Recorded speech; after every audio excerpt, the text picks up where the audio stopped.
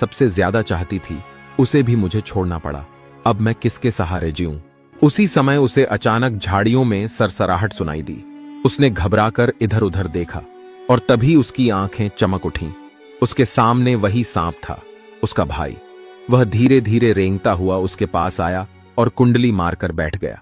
उसकी आंखों में वही ममता और वही अपनापन था, जैसे कह रहा हो, बहन, मैं यहीं था तेरे पास, मैं तुझे छोड़कर कहीं नहीं गया।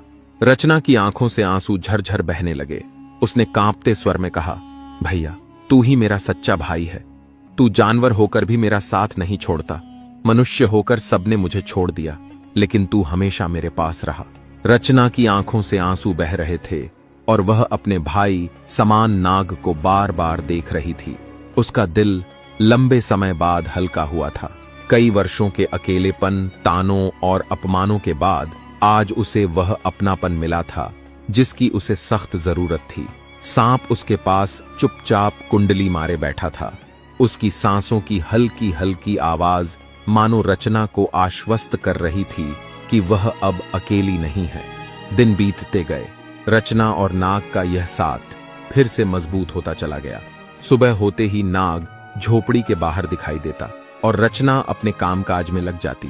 वह लकड़ियां बटोरती, कभी कभी गांव जाकर किसी के खेत में मजदूरी कर लेती ताकि पेट भर सके।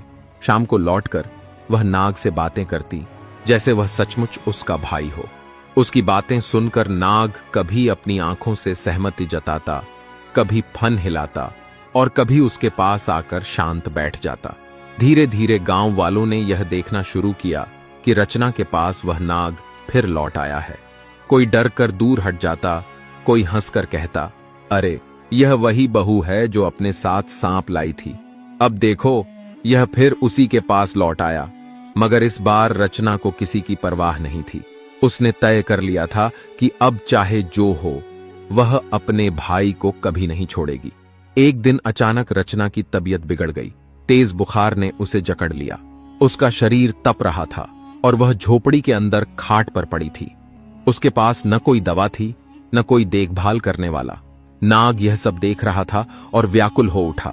वह इधर उधर झटपटाने लगा, कभी दरवाजे की ओर भागता, कभी रचना के पास लौट आता, जैसे उसे समझ नहीं आ रहा था कि वह अपनी बहन की मदद कैसे करे।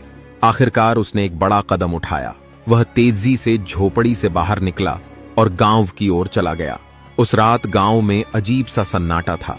सब अपने अपने घरों में सो रहे थे, लेकिन रामकिशोर के घर में हलचल मची हुई थी। रामकिशोर और उसकी मां को कुछ लोगों ने बांध रखा था।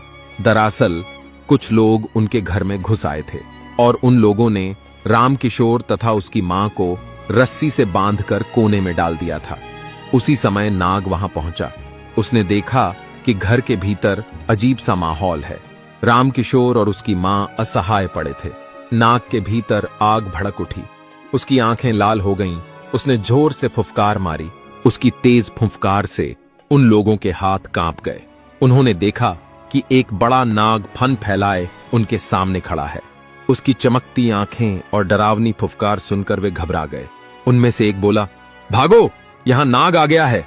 सब अपने बोरे और सामान छोड़कर भाग खड़े हुए। नाग अब रामकिशोर और उसकी मां के पास पहुंचा। उसने अपनी पूंछ से रस्सी पर चोट मारी और धीरे धीरे उसे ढीला कर दिया। रामकिशोर और उसकी मां मुक्त हो गए। वे हांफते हुए सांप को देखने लगे। रामकिशोर की मां की आंखें फटी रह गईं। उसने कांपते स्वर में कहा, ये वही नाग है जो रचना के पास रहता था। रामकिशोर की आंखों में पछतावे की लकीरें उभर आईं। उसे याद आया कि कैसे उसने अपनी पत्नी को मजबूर किया था कि वह इस नाग को छोड़ दे, और आज वही नाग उसकी और उसकी मां की जान बचा रहा था। वह तुरंत नाग के पीछे पीछे चला। नाग ने जैसे इशारा किया हो कि उसके साथ चलो। दोनों ने उसका पीछा किया और जल्द ही वे रचना की झोपड़ी तक पहुंच गए। झोपड़ी के अंदर का दृश्य देखकर रामकिशोर का दिल पसीज गया।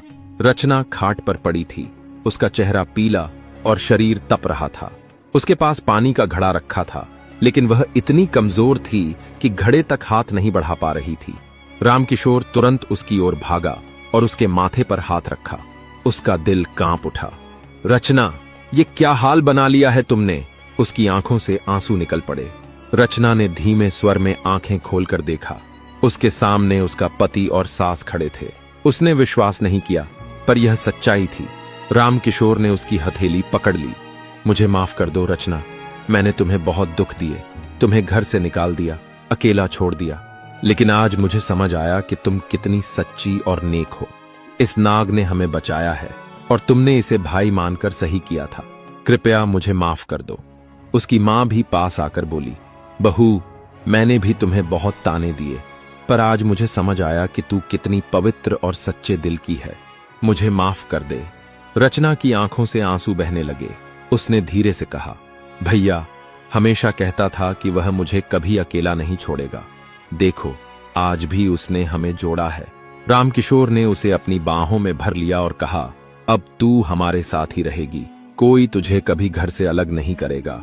नाग चुपचाप खिड़की के पास बैठा यह दृश्य देख रहा था।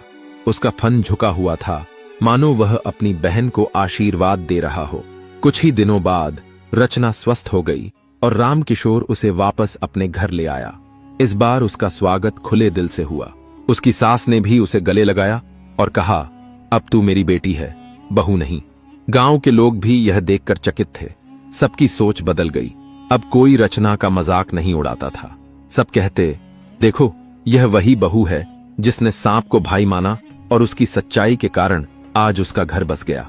कुछ समय बाद रचना के जीवन में एक और खुशखबरी आई। उसे संतान का सुख प्राप्त हुआ। उसने एक प्यारे से बेटे को जन्म दिया। पूरे घर में हर्ष की लहर दौड़ गई। रामकिशोर फूले नहीं समा रहे थे। अब रचना का घर खुशियों से भर गया था। वह अपने बेटे को गोद में लेकर झूला झुलाती। गांव वाले भी अब उस नाग को रचना का भाई मानने लगे थे। कोई उसे नुकसान पहुंचाने की हिम्मत नहीं करता था। सब कहते, ये नाग तो रचना का भाई है, इसने उसका साथ हर मुश्किल में निभाया है। और इस तरह रचना का जीवन, जो कभी अकेलेपन और दुख से भरा हुआ था, अब सुख और समृद्धि से भर गया।